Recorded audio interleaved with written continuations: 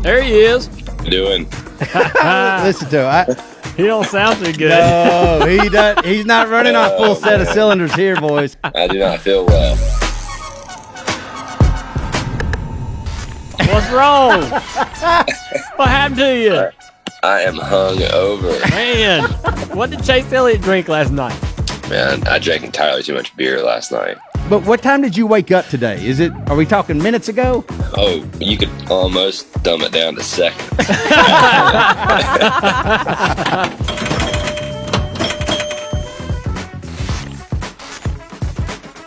And when you win, it's like the whole town wins with you. Speaking of that community, I don't know if you remember this, Chase, but Dale sort of crapped on it last time. I did you were not here. crap on it. Yeah, he did. Oh, Mike. And you know what? They don't forget very not easly true. because on social No, media, that is true. we were catching a little hard time this week. Chase goes and wins him a championship, and Dawsonville Pool Hall went right at us. That's It not was coming at us. warranted. They invited us. Oh, they invited you down? That's what it sounded like. Yeah. Well,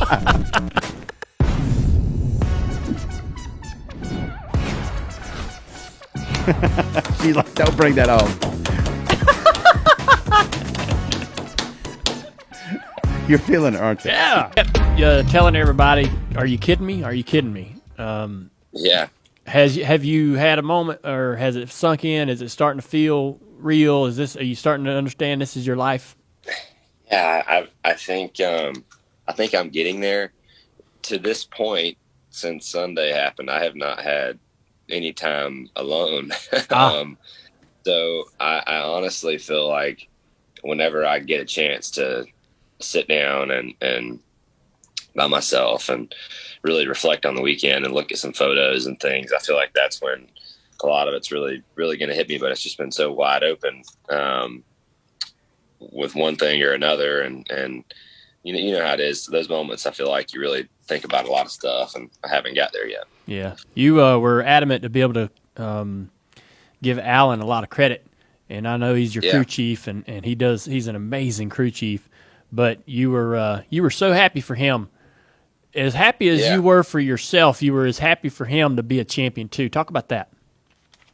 Yeah, I just think that's such a special thing. And as a driver, I'm not sure there's a higher honor for, just an individual driver, guy who sits behind the steering wheel, than to be able to give a guy something that he deserves so very much and has yet to achieve with anybody else. And to kind of get across the finish line with him, but for him, I just think is really cool. And, I think he's a very deserving guy, and he's the kind of crew chief that deserves to be done and have a championship.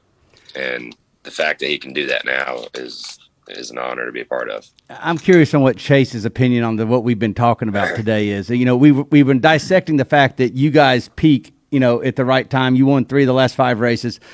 And also the fact that we watch these championship races every year, and the top 4 that are going for it are running first through fourth. And so, what is that? Yeah. And Dale had a theory that on why he thinks that is, and that is that teams put their best stuff in at the end. And Chad Ganous was on our show last week talking about how they planned out kind of their strategy on what they were going to put in the car. What is your answer to that? Why did you guys peak so well towards the end of the season? And do you guys purposely apply things that you would not have done in the regular season that you held specifically for the playoffs? Yeah, that's a great question. I feel like if you have those kind of cards to hold, you do. But that's not always the case. And timing is really important, right? You might have upgrades or things that, that's new on your car that, might not have gotten taken away from you yet. And, that's right. If you have those things, absolutely everybody's going to use every bit of it. For us, to be real honest, I feel like we just hit on some really fundamental items come the end of the season. I thought our engine started running really well, and a lot of really things that didn't necessarily have big numbers, but stacked together made a big difference. And yeah, I couldn't have asked for a better time to get better at the simple stuff. Talk about something I noticed in your interview before the race. You said, or I won't be able to quote you, but your attitude before the race was, and there's two ways to go about this. Like I go about it the wrong way. When I get in a high pressure situation, I get miserable, and I think it's not. I don't enjoy it. I don't enjoy being in a high pressure situation. I try to do my best, but some athletes, and you seem to be in this mentally Sunday morning, some athletes go, what a great opportunity. Oh, man, I'm so glad I'm here. I don't know how they do it. But some drivers and baseball players, football players, when they get that opportunity and you hand them the ball on that play, they're like, yes, I've been waiting on this all my life. Right. You know? And they got a big smile on their face. I'm like, I don't know how in the hell they do that. Because I'm like, oh, I'm going to screw this up. this is it. I wanted this, but now I'm here. And right. This sucks. So talk about that. Like, because is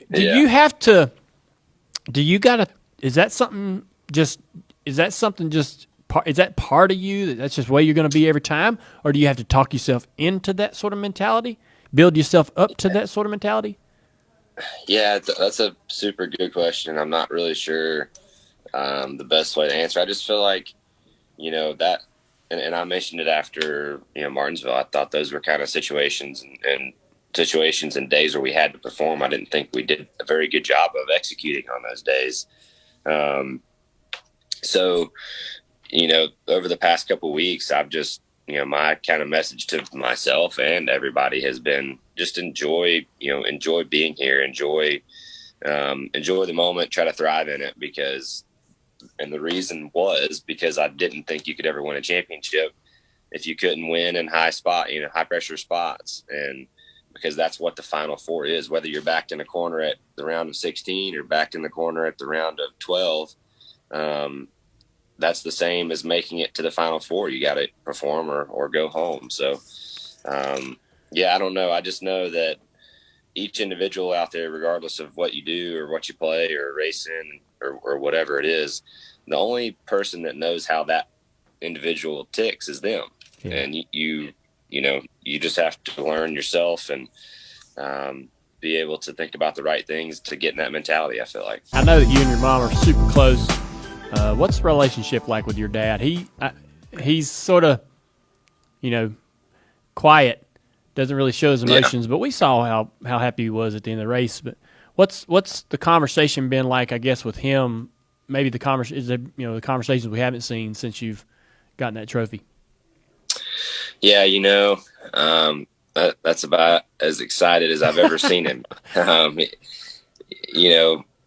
I remember seeing pictures of him. I don't necessarily remember, but some of his last wins there in the early 2000s and the excitement on his face, and I've only seen that in photos a couple times, and I got to see that in person on Sunday, and that was really cool. He's, like a lot of dads, I feel like he's typically pretty low key and doesn't get too terribly fired up about really much of anything. So that was it was neat to see that again. Has he celebrated with you since you've been home? Yes, he was hanging out last night, which that's not his scene, right? For sure. So tell me that there's a picture of him doing body shots or Cindy doing a keg stand or something. I mean, this is the occasion to do that. Now you're asking for way too much. But he was celebrating with you. Go ahead. He hung out. I still don't think he drank anything, but he was hanging out. Wonder what he sounded like today, though. I mean, probably we need to do a voice check. He's probably, if he's anything like my dad, who's up at 4 o'clock in the morning working. Right. Yeah. No, that's probably accurate. Yeah, probably accurate. So what's the rest of the week look like for you? Do you even know what your schedule is? Not really. Morgan was texting me and calling me up until about 5 minutes before we started this thing because I wasn't awake. So I haven't had a chance. I just got a link to join the Dale Jr. download, and happy to be here. Yeah, buddy. Well, man, have fun. Obviously you're going to do a lot of media, but if I could just for a second tell you, you did something that I was never able to do, and that's be the most popular driver and win the championship. The last time that's happened was in 1988 when your dad won the championship as the most popular driver. And taking nothing away from the other three guys that were trying to win that championship, this was an incredible outcome for our sport. Everybody really likes you. You're one of the good guys. You handle things the right way. You do a great job representing our sport, representing yourself in your interviews on TV. It will be a popular championship for a long time. Have fun with it. Everybody wants you to enjoy it, so take all the time you want. Have a great off season, and we look forward to seeing you soon. We'll be celebrating you however they want to celebrate this championship this year, whatever that banquet looks like. We'll be there, and thanks for giving us some time this morning. No, I really appreciate it, and that means a lot. Those are nice words, and I appreciate that. It is an honor, and it's something that I'm certainly not going to take for granted. I mean, it's a dream, I mean, what else could you ask for? So, grateful, and I appreciate it. All right, man. Well, Chase Elliott on the Dale Jr. Download. The champion. The champ.